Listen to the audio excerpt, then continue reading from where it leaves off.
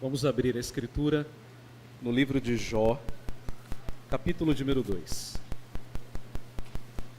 Nós estamos falando sobre os planos de Deus, uma série de mensagens baseadas no livro de Jó. E hoje à noite nós vamos falar sobre como lidar com os sofrimentos de maneira bíblica. Vamos então ler a palavra do Senhor em Jó, capítulo 2, do verso 1 até o verso 13.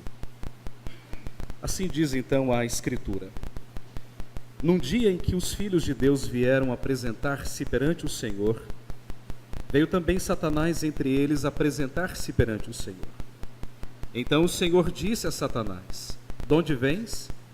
Respondeu Satanás ao Senhor e disse: De rodear a terra e passear por ela. Perguntou o Senhor a Satanás: Observaste o meu servo Jó? Porque ninguém há na terra semelhante a ele, homem íntegro e reto, temente a Deus e que se desvia do mal. Ele conserva a sua integridade, embora me incitasses contra ele para o consumir sem causa. Então Satanás respondeu ao Senhor, pele por pele, e tudo quanto o homem tem, dará pela sua vida. Estende, porém, a tua mão, toca-lhe nos ossos e na carne, e verás se não blasfema contra ti na tua face. Disse o Senhor a Satanás: Eis que ele está em teu poder, mas poupa-lhe a vida. Então Satanás saiu da presença do Senhor e feriu a Jó de tumores malignos, desde a planta do pé até o alto da cabeça. Jó, sentado em cinza, tomou um caco para com ele raspar-se. Então sua mulher lhe disse: Ainda conservas a tua integridade? Amaldiçoa Deus e morre. Mas ele respondeu: Falas como qualquer doida. Temos recebido o bem de Deus, e não receberíamos também o mal? Em tudo isto, Jó não pecou com seus lábios. Ouvindo, pois, 3 amigos de Jó todo este mal que lhe sobreviera, chegaram cada um do seu lugar: Eliafaz, o temanita, Bildade, o suíta, Isofar, o naamatita, e combinaram ir juntamente, condoer-se dele e consolá-lo. Levantando eles de longe os olhos e não reconhecendo, ergueram a voz e choraram, e cada um, rasgando o seu manto, lançava pó ao ar sobre a cabeça.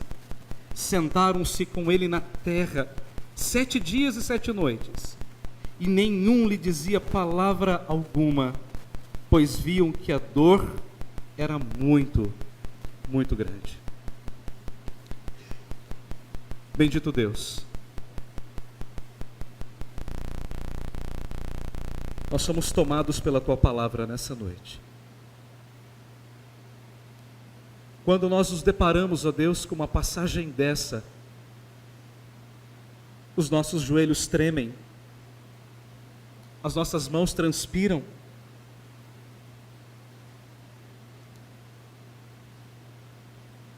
Certamente, Senhor, essa passagem não está aqui por acaso. E certamente, ó Deus, o Senhor preservou esta passagem para que pudéssemos aprender uma grande lição através dela. E tudo que nós te pedimos essa noite é: Senhor, fala conosco. Nós queremos ouvir a tua voz. Não seja, Senhor, o teu servo, seja o Senhor mesmo a falar ao coração da tua igreja nesta noite.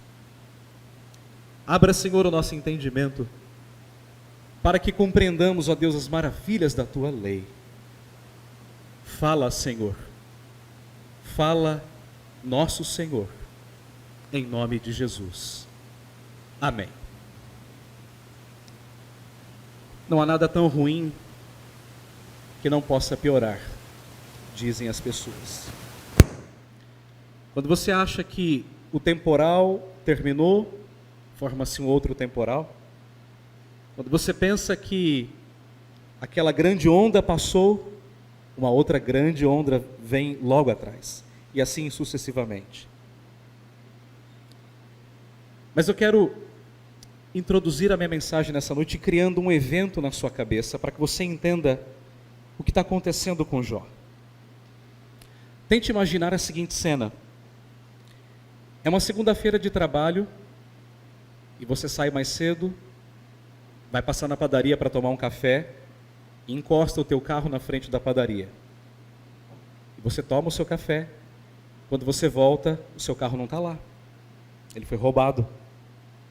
Você liga para a seguradora e você descobre que o seu seguro está vencido e você não renovou. E a seguradora diz para você, não podemos fazer nada. Você perdeu o carro. Mas então você tem que ir para o trabalho, você toma um Uber e chega no trabalho. E quando você se assenta na sua mesa para trabalhar, o teu chefe manda uma mensagem para vocês, olha, vem aqui na minha sala. Você entra na sala do chefe e ele diz para você, olha, o seu trabalho aqui é muito importante, nós gostamos muito de você, mas infelizmente a empresa está passando um momento difícil, a economia não está progredindo como imaginávamos, então a empresa não pode mais continuar com você. Passe, por favor, no RH e acerte as suas contas e você encerra a sua vida aqui amanhã, no máximo quarta-feira. Você tinha uma consulta médica agendada para tarde, você está com tempo livre.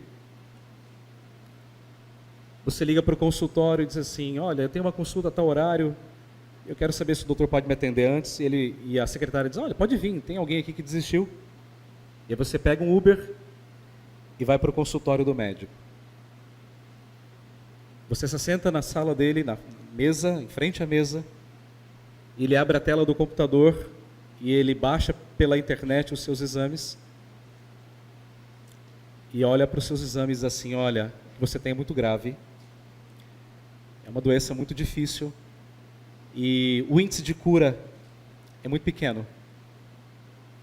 Então nós vamos ter que começar um tratamento urgente para que você ainda tenha alguma possibilidade de vencer essa grande luta.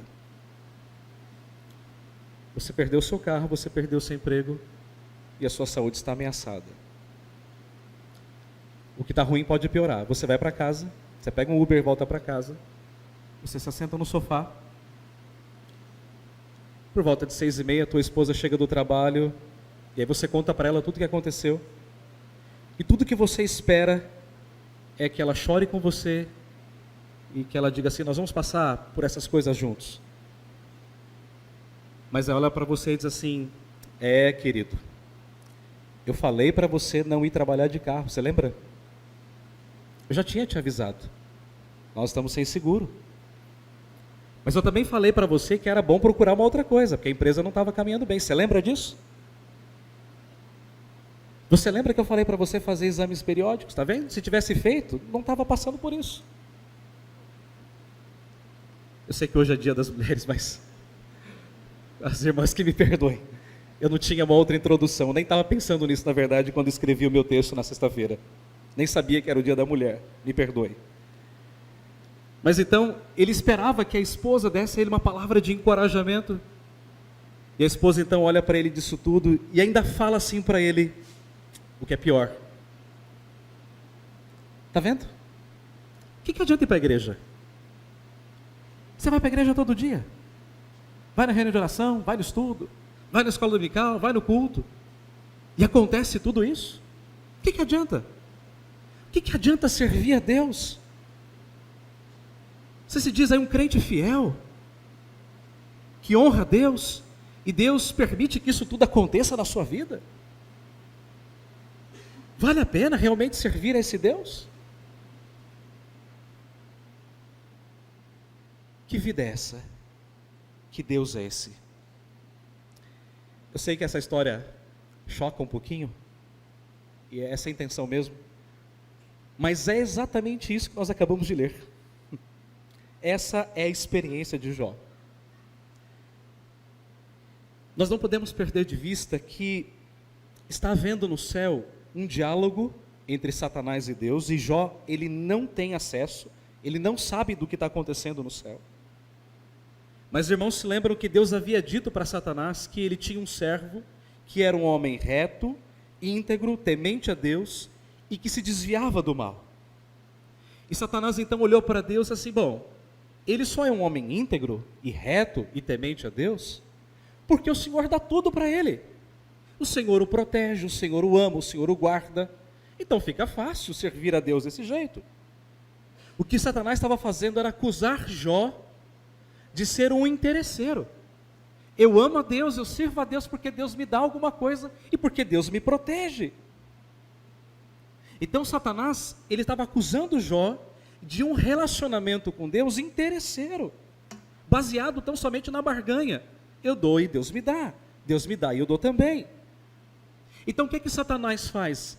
Ele desafia Deus. Ele diz assim para Deus: tire tudo dele. E o Senhor vai ver que ele vai blasfemar na tua face. Tire tudo, tire tudo. Então os irmãos se lembram que no domingo passado eu preguei no capítulo 1, do verso 13 até o verso 22, que foi o primeiro grande teste na vida de Jó. Há vários testes, o livro é feito disso, de testes. Então se lembre, a tese de Satanás é: ele só te ama porque o Senhor dá tudo para ele. E Deus está dizendo: ok, então tire tudo dele e nós faremos o teste.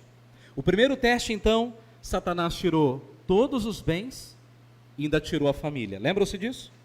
Mas a Bíblia diz que Jó passou no primeiro teste. O capítulo 1 termina dizendo assim: o Senhor deu, o Senhor o tomou, bendito seja o Senhor. Então Jó passou no primeiro teste. Jó passou. Mas agora Jó vai enfrentar um segundo teste. E Satanás estava acreditando de fato que Jó iria perder.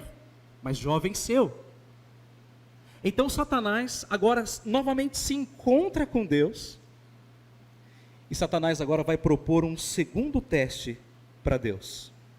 É um teste mais difícil. No primeiro teste, Satanás tirou os bens e tirou a família. Agora Satanás vai tocar num ponto mais sensível. Vai tocar na própria vida de Jó. E se os irmãos notarem, os dois testes seguem o mesmo padrão. A gente vai ver isso daqui a pouco. O mesmo padrão, primeiro e segundo teste. Então hoje à noite nós vamos olhar para o segundo teste da vida de Jó.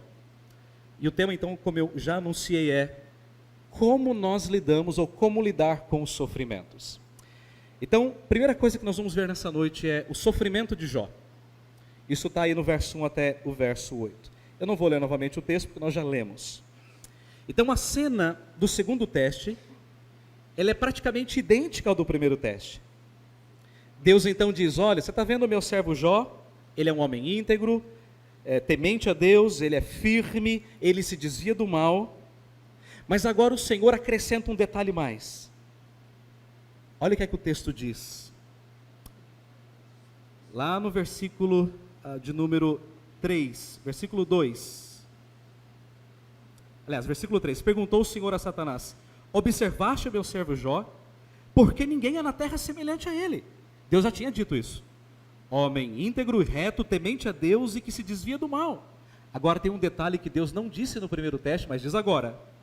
Ele conserva a sua integridade, embora me incitasses contra ele para o consumir sem causa. Então notem, irmãos, que o Senhor acrescenta um detalhe muito importante. Embora você tenha me instigado contra ele, embora você me tenha feito pesar a mão contra Jó, mas ele continuou íntegro, temente, reto. E olha o detalhe, irmãos, isso aqui é muito importante, isso aqui vai ser decisivo ao longo do livro, diz o texto, para o consumir sem causa. Os irmãos vão ver mais para frente que os amigos de Jó vão se aproximar dele e vão dizer assim para ele: olha, você está sofrendo isso tudo por causa do teu pecado, o teu problema é pecado, confessa o teu pecado e resolve o problema. Mas o texto, Deus, o próprio texto das palavras de Deus está dizendo, para o consumir sem causa. Irmãos, a primeira coisa que nós temos que entender aqui é que, embora Satanás seja o agente primário, é ele quem toca em Jó, mas em última instância, é Deus quem permite todas as coisas. Satanás não fez nada por ele mesmo, mas ele fez tudo debaixo da soberania, do poder, da direção e da permissão de Deus. Isso é muito importante. Mas então Satanás disse: ok, ele venceu o primeiro teste, Mas eu quero propor ao Senhor então agora um segundo teste. E vamos ver se Jó passa nesse segundo teste. Vamos olhar então para esse teste, versículos 4 e 5. Então Satanás respondeu ao Senhor: ok, pele por pele, e tudo quanto o homem tem dará pela sua vida. Veja o que é que Satanás diz: estende, porém, a mão, toca-lhe nos ossos e na carne, e verá se não blasfema contra ti na tua face. Esse foi o desafio de Satanás. E a Bíblia diz então que o Senhor aceitou o teste proposto por Satanás, e ele permitiu então que ele tentasse Jó, mas não tirasse a vida de Jó, não tocasse na vida de Jó. Portanto, irmãos, o poder que Satanás tinha para agir na vida de Jó e agir hoje em nossa vida, é um poder limitado pela vontade soberana de Deus. Satanás, ele não faz nada contra os crentes, sem que Deus autorize, sem que Deus lhe dê permissão. Isso é impossível. Seria algo muito infantil pensar que aquele paizinho chamado Irã, ou quem sabe o Iraque, ou a Coreia do Norte, pudesse lutar contra os Estados Unidos, que é a maior potência militar, em pé de igualdade. Seria muita ingenuidade, muita infantilidade. Como também é muita infantilidade achar que Satanás, ele está guerreando contra Deus, lutando. Isso é impossível, irmãos. Satanás é um ser celestial, criado por Deus, que está a serviço de Deus, acreditem ou não, mas ele está a serviço de Deus. Martinho Lutero disse: até o diabo é diabo de Deus, ou seja, ele não faz nada fora dos planos de Deus. Nós acabamos de ler isso em Judas, versículos 24 e 25, que Deus ele reina pelos séculos dos séculos, e que nos apresentará a ele imaculado, sem rúcula, sem ruga, sem mancha, sem nada, até aquele dia glorioso, no dia de Cristo Jesus. Ou seja, tudo está debaixo das mãos de Deus. Mas depois disso, imediatamente Satanás ele sai da presença do Senhor. E o que é que ele faz? Ele toca na pele de Jó. E Satanás ele usa uma expressão muito forte. Diz o versículo: pele por pele, versículo 4, pele por pele, e tudo quanto o homem tem, ele dará por sua vida. É interessante porque é uma expressão, o que a gente chama de um provérbio hebraico. Em outras palavras, isso significa que o homem, ele está disposto a sacrificar tudo que ele tem, para salvar a sua própria vida. Isso então explica a razão de Satanás tocar justamente na pele de Jó, isto é, na parte mais sensível da sua vida. O pensamento de Satanás pode ter sido mais ou menos o seguinte, eu vou ler isso para você. Olha, Jó, ele foi esperto, porque Jó, ele decidiu entregar tudo a Deus, para salvar a sua vida, para salvar a sua própria pele. Então Deus tirou tudo de Jó, para preservar a vida de Jó. Então é por isso que ele não blasfemou. Percebe a lógica de Satanás? Ok, o Senhor tirou tudo dele, mas salvou a vida, então ele não blasfemou, óbvio. Mas diante disso, Satanás, com a permissão de Deus, ele decidiu tirar tudo de Jó. O mais importante, Satanás decidiu tirar a saúde de Jó. Olhe para o versículo de número 7.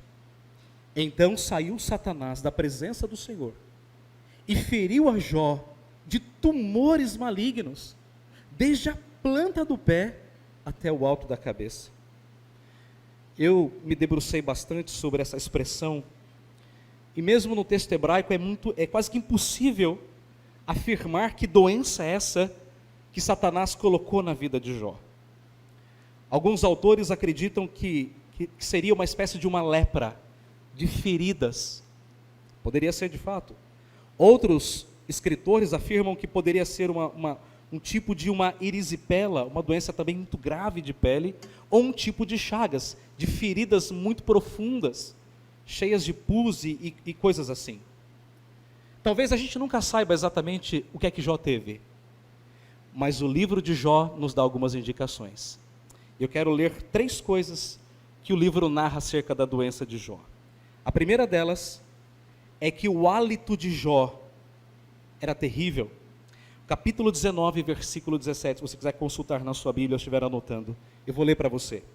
O meu hálito, diz Jó, é intolerável à minha mulher, e pelo meu mau cheiro sou repugnante aos filhos de minha mãe. Ou seja, a minha mulher não me suporta, e nem mesmo os meus irmãos.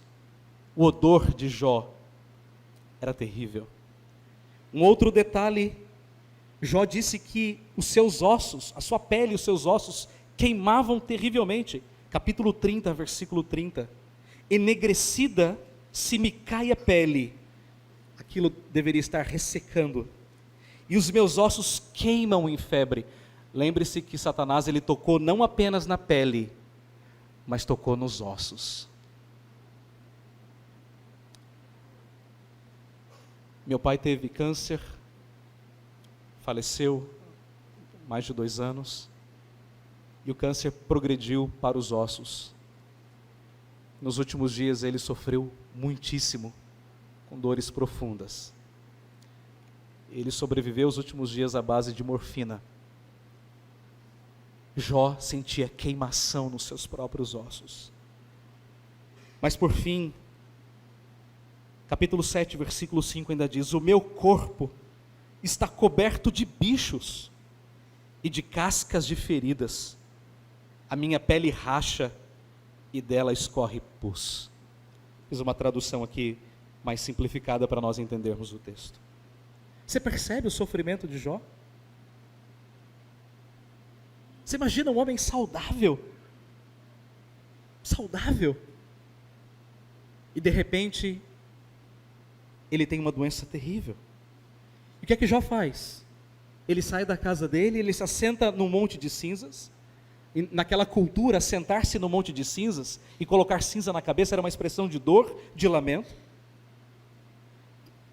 E a Bíblia diz que ele pegou um pedaço de caco de telha, e ele raspava a sua própria pele, como que para tirar aquelas cascas, ou aquela pele morta, ou quem sabe mesmo para tirar aquela irritabilidade. Meus irmãos, o sofrimento de Jó foi terrível. Dor, odor, coceira, queimação, latejamento, fora a feiura da sua própria pele. Diz o texto que os amigos de Jó não o reconheceram. Ele deve ter ficado muito magro.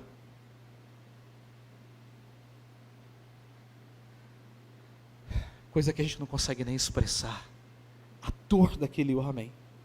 Esse é o quadro do sofrimento de Jó. Você consegue imaginar isso na sua mente?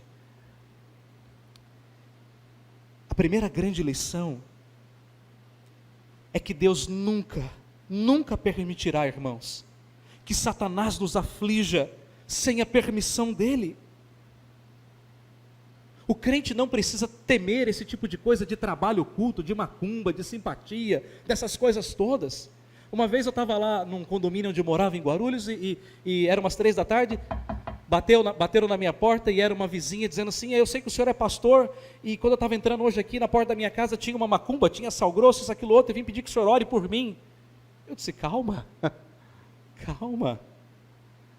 A Bíblia diz que maior é aquele que está em nós do que aquele que está no mundo. Muito. Meus irmãos, além disso, nenhum sofrimento é maior do que aquilo que nós realmente podemos suportar.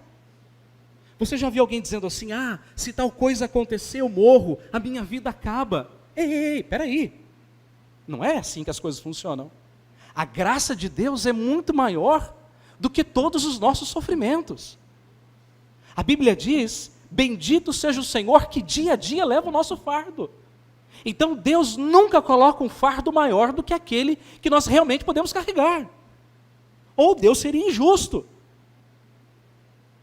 Deus não deu um fardo maior para Jó do que ele poderia suportar. Deus deu um fardo na medida em que Jó poderia suportar. Porque na medida em que Deus coloca um fardo sobre nós, Ele também estende a sua mão e diz assim: ei, vamos juntos. Quando Satanás colocou um espinho na carne do apóstolo Paulo, os irmãos se lembram disso? E a gente lê espinho e pensa num espinho, mas a palavra grega escolops não tem nada de espinho, é uma estaca.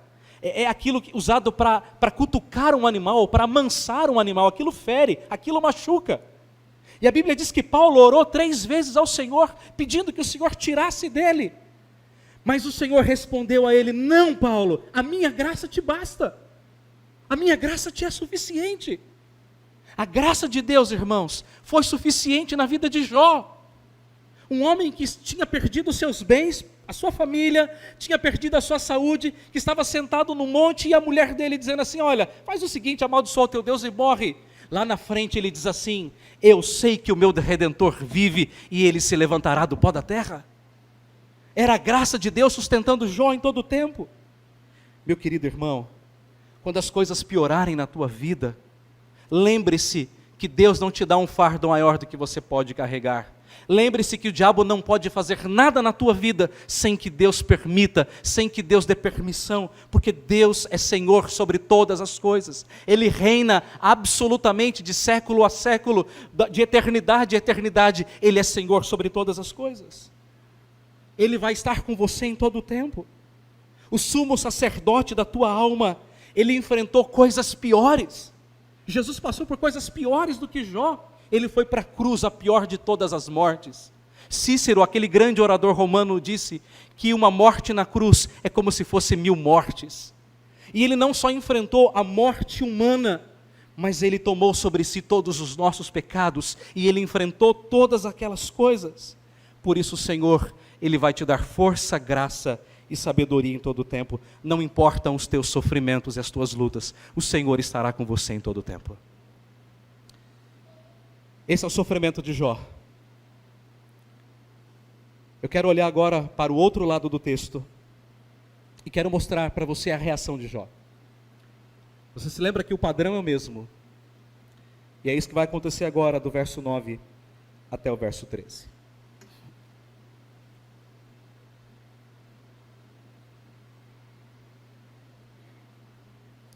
Jó estava numa situação calamitosa.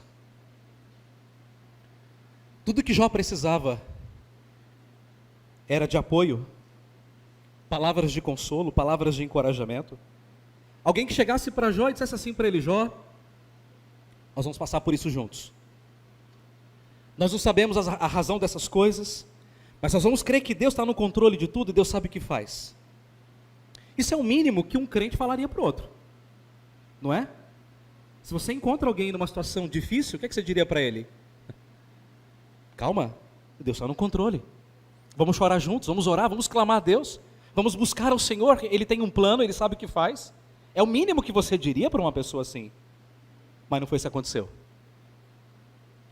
A mulher de Jó, que nós não sabemos o nome dela, nós não sabemos nenhum detalhe sobre ela, nem a sua religiosidade. Ela se aproximou de Jó e ela fez duas coisas. Primeiro, ela fez uma afirmação. Aliás, primeiro ela fez uma pergunta e depois ela fez uma afirmação. Primeiro, então, ela faz uma pergunta e depois ela dá um conselho terrível para Jó. E eu quero que você olhe para o texto. Vamos ler o texto. Versículo 8. Versículo 9. Então, sua mulher lhe disse: Jó, você ainda conserva a tua integridade? Olha aí, você perdeu tudo. E você ainda continua crente? Amaldiçoa Deus e morre. Imagine uma mulher dizendo isso para você. Eu vou colocar isso em outras palavras, nas palavras de um autor chamado Blackmore. Veja como ele leu essas palavras. A mulher de Jó dizendo para ele: não percebes que a tua devoção é vã? O que as tuas orações te trouxeram senão dor e sofrimento? A tua afeição ainda não foi entendida? És obstinadamente justo e absurdamente generoso? Essas dolorosas chagas, feridas e todas as tuas perdas mostram como o céu considera o santo tolo na terra, incorrigivelmente devoto. Será que o teu Deus não pode corrigir a tua estúpida virtude com a sua vara? Eu creio, minha impressão pessoal, é que naquele momento, o coração da mulher de Jó, ela foi tomado de sussurros do diabo, exatamente como o diabo fez com Eva lá no paraíso. Eva, coma, porque você não morrerás, e como Deus serás, coma. E eu acredito que a mulher de Jó disse para ele fazer exatamente aquilo que Satanás queria que ele fizesse: blasfema. Jó, blasfema. Foi exatamente isso que ela queria que ele fizesse. E não é interessante? Porque essas palavras nos parecem tão familiar, não é? Talvez você já tenha ouvido coisas semelhantes, né? Depois se tornou um cristão verdadeiro.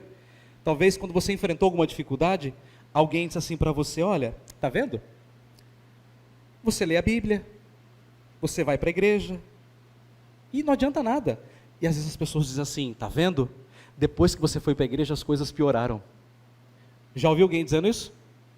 Eu conheço algumas pessoas assim: está vendo? Antes de você ser crente, a coisa é bem, mas depois que você foi para a igreja, a coisa piorou. O que adianta? Você vai para a igreja, lê a Bíblia, ora, está aqui, está ali, vai numa programação, vai outra, e olha como as coisas acontecem. Há muita gente assim. Eu estava pensando aqui, qual é a grande diferença entre a mulher de Ló e a mulher de Jó? Uma pecou com os olhos e a outra pecou com a língua. Mas ambas pecaram porque não entenderam as coisas de Deus. Elas não tinham uma visão teológica das coisas de Deus. Era uma visão totalmente carnal, mundana, passageira. Mas então, eu gostaria de dizer aos irmãos que quando vocês ouvirem essas palavras de alguém dizendo: está vendo? O que adianta servir a Deus?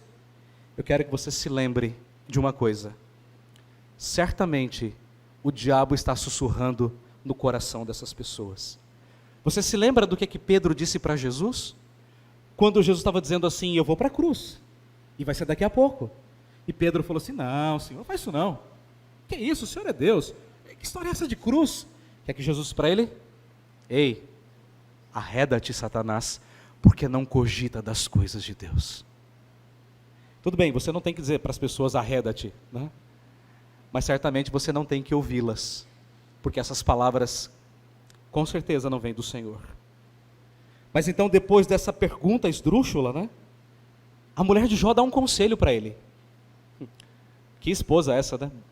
Que esposa.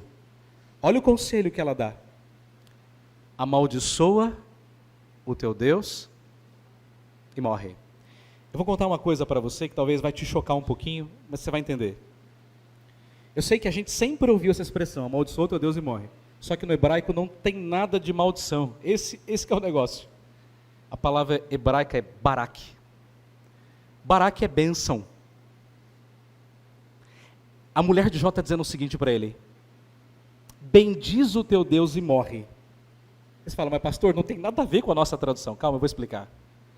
É porque isso é uma ironia. Você se lembra quando Jó perdeu tudo? O que é que ele fez? Lá no final do capítulo 1. O que é que ele fez lá? Versículo 21. Bendito seja o Senhor. Barak. Então o que ela está dizendo para ele é uma ironia. Faz o seguinte, Jó: abençoa o teu Deus e morre. Só como é que você traduz uma ironia? Não tem como. Então a melhor tradução que os tradutores encontraram foi: amaldiçoa, porque é mais forte. Entendeu agora? Mas é uma ironia. Ah, Jó, faz o seguinte: vai, bendiz logo e morre. Só que não tem como você traduzir isso. Que conselho, não é? Muito amiga essa esposa. Mas esse é o conselho que ela deu para Jó. E pior, Jó vai lá e morre. Talvez ela estivesse dizendo: enforca-te, tira a tua vida de um jeito ou de outra, mas tira a sua vida. Do que vale a pena servir a Deus? Bom, Jó tinha tudo então para dar ouvidos à sua mulher. Ele poderia ter dito assim para ela: ah, é verdade. O que é que eu ganho em continuar sendo fiel a Deus? Olha aí, o que eu ganhei? Perdi tudo, perdi os bens, perdi a família, perdi a minha saúde. Eu acho que você tem razão. Só que não foi isso que Jó fez. Ele poderia ter feito isso, mas não foi isso que ele fez. O que é que Jó fez? O que é que Jó falou para ela? você fala como se fosse uma doida. Sei que a palavra doida é forte, mas a ideia aqui é, você é insana, você não tem a cabeça no lugar. Nós temos recebido o bem de Deus, e não receberíamos também o mal? E em tudo isso, Jó não pecou contra Deus, não pecou com seus lábios. Então eu quero que você pense em duas coisas nessa resposta de Jó. Primeira, pessoas sem vida com Deus falam bobagens teológicas. A mulher de Jó, ela não tinha uma compreensão bíblica do mundo. Ela estava olhando as coisas pelo prisma humano. Se você serve a Deus e tudo isso acontece, então do que vale a pena? Do que vale a pena então servir a Deus? Não vale a pena. Então ela está enxergando as coisas por um prisma, por uma visão plenamente humana, carnal. Então pessoas que não têm comunhão com Deus, não têm uma visão bíblica do mundo. E elas sempre vão dizer coisas para vocês que vão contra a palavra de Deus. Então muito cuidado com quem você se aconselha nos dias de luto, nos dias de dor, nos dias de sofrimento. Muito cuidado. Procure um crente, procure alguém maduro para se aconselhar. Embora Jó não pediu nem conselhos à mulher, ela foi lá e deu. Segunda coisa, Deus é Deus quando tudo vai bem e quando tudo vai mal na vida. Não importa quais as circunstâncias, boas ou ruins, Deus continua sendo Deus. Você se lembra da história que eu contei na semana passada, aquele jovem, o Leandro? Inclusive, no final do culto, a Daiane, a esposa do Edelcio, falou: pastor, eu conheço a mãe dele e acompanhei o caso. Ela falou: o nome da mãe dele é Sônia. Eu falei: isso mesmo. Eles são lá do Jaçanã. Eu falei: isso mesmo. Quando eu estive no hospital, o versículo que Leandro citou, e aquilo ficou gravado na minha mente, ele disse assim: pastor, Deus tem me dado todo o bem, Deus também não me daria todo o mal? Meus queridos irmãos, embora Satanás fosse o agente primário, foi a pessoa que tirou tudo, foi a pessoa que tocou em Jó, mas em última análise, Deus tinha tudo sob o controle dele, tudo, nada estava fora da cartilha de Deus. Existe uma teologia aí, que chegou ao Brasil, nos anos 2000, chamada teologia relacional, é uma droga de uma teologia, que diz que Deus, ele não é soberano, que Deus não determina o futuro, Deus está construindo o futuro com o ser humano. Por isso que a teologia é relacional, Deus se relaciona com o homem e constrói o futuro. E isso veio inclusive através de alguém diz lá, as pessoas dizem, um grande teólogo aqui no Brasil, mas que teologia é essa que tira de Deus a soberania? Que teologia é essa que fere o conhecimento de Deus, a determinação de Deus? Será que Deus não pode determinar as coisas? Será que Deus não pode agir como Ele quer? Será que Deus não pode dar o bem e não pode dar o mal? Será que Deus não pode dar e Deus não pode tirar? Que Deus é esse? Mas Jó tinha consciência de quem era Deus. Jó tinha consciência de quem era Deus. Temos recebido o bem de Deus, e não receberíamos também o mal? E veja como é que o texto termina. Em tudo isto, não pecou Jó com seus lábios. Eu tentei imaginar a cena. Se isso aqui fosse um programa de auditório, Jó estaria lá no meio, e Jó vencendo aquilo tudo, tocando uma música de fundo, soltando aqueles papeizinhos picados, né?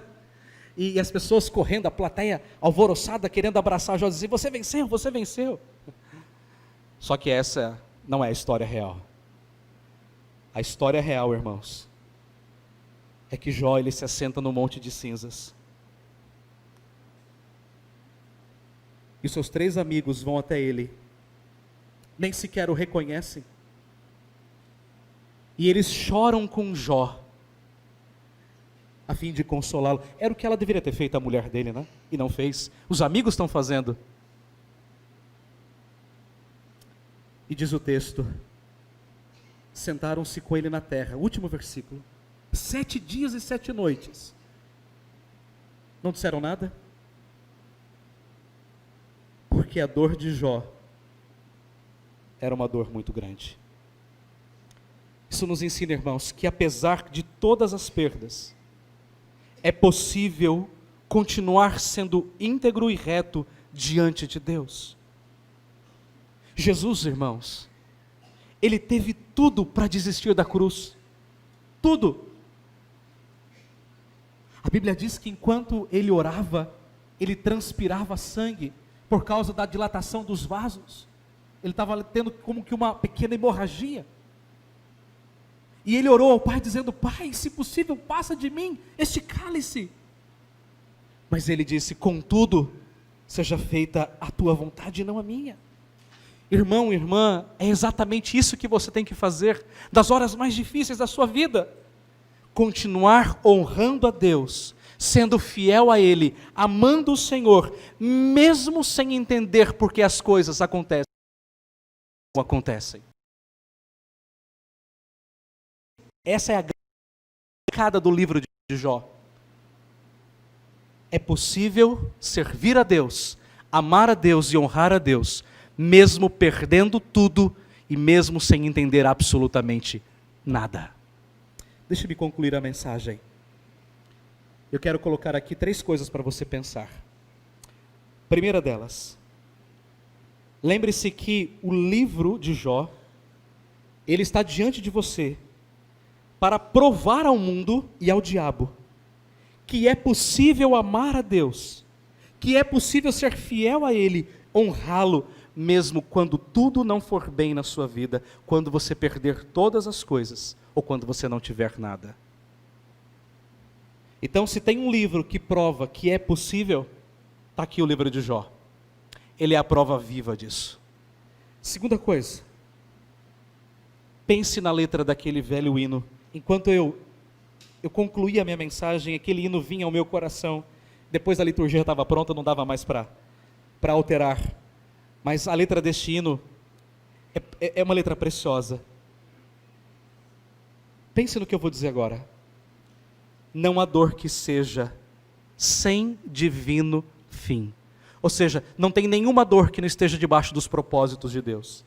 Faze, ó Deus, que a igreja compreenda deste modo, e que apesar das trevas, de toda luta, de toda dor, possa ver, Senhor, que Tu mesmo a levas com um imenso amor. Eu quero que você olhe para Deus nessa noite e veja que Deus continua sendo soberano e que Ele continua te amando, apesar de todas as lutas. Terceiro, quando vierem as lutas, sejam elas grandes, sejam elas pequenas, não deixe de adorar a Deus, não deixe de servir a Deus. Não deixe que as pessoas ao seu redor exerçam influência teologicamente incorreta sobre a sua vida. Não, olha, que não vale a pena, larga a mão disso, não vai mais para a igreja, esquece esse negócio de Bíblia, de Evangelho, isso não resolve nada. Não, continue adorando a Deus, continue sendo fiel a Deus, honre a Deus e reconheça que Ele continua sendo um Deus amoroso e justo, e que Deus tem um propósito soberano em todas as coisas, em todas as coisas. Eu termino com uma frase citada por um pastor puritano que disse o seguinte: honre a Deus na prosperidade. Honre a Deus na prosperidade, mas honre muito mais a Deus na adversidade. Amém. Te agradecemos, ó Deus, pela Tua santa palavra. Nós te agradecemos, ó Deus, porque ela nos encoraja a olhar para o Senhor e vê-lo como um Deus soberano, apesar de todo o nosso sofrimento. A Tua palavra nos encoraja a olhar para o Senhor e ver no Senhor um Deus amoroso e misericordioso, apesar de todo o sofrimento. Ajuda-nos a continuar, Senhor, sendo fiéis ao Senhor, a honrá-lo e a amá-lo, mesmo nos dias difíceis da nossa caminhada, mesmo nos dias de doença, mesmo nos dias do desemprego, mesmo nos dias de perdas difíceis, mesmo quando as pessoas se colocarem contra nós e nos incitarem a blasfemarmos contra o Senhor. Nos ensina, Senhor, a confiar na Tua soberania. Ensina-nos, ó Deus, a descansar nas Tuas misericórdias, sabendo que o Senhor é Deus, nas coisas boas e nas coisas ruins. E o Senhor continuará sendo Deus por toda a eternidade. Ensina-nos, ó Deus, a descansar na tua soberania. É a oração, Senhor, que fazemos, em nome de Jesus. Houve um homem que descansou na soberania de Deus, e ele escreveu este hino. Eu já contei a história aqui, ele perdeu tudo. Ele perdeu os bens, ele perdeu os filhos, e quando ele estava passando no meio do Oceano Atlântico, dos Estados Unidos para a Inglaterra, exatamente no lugar onde as filhas morreram no naufrágio, ele escreveu esse hino. E é interessante porque no texto em inglês, lá no refrão, quando diz assim, eu sou feliz com Jesus, em inglês literalmente ele quer dizer assim, apesar de tudo, eu estou bem na minha alma. Apesar de tudo, eu estou bem na minha alma. Que apesar de todas as coisas, você possa continuar bem na tua alma com Deus. Amém.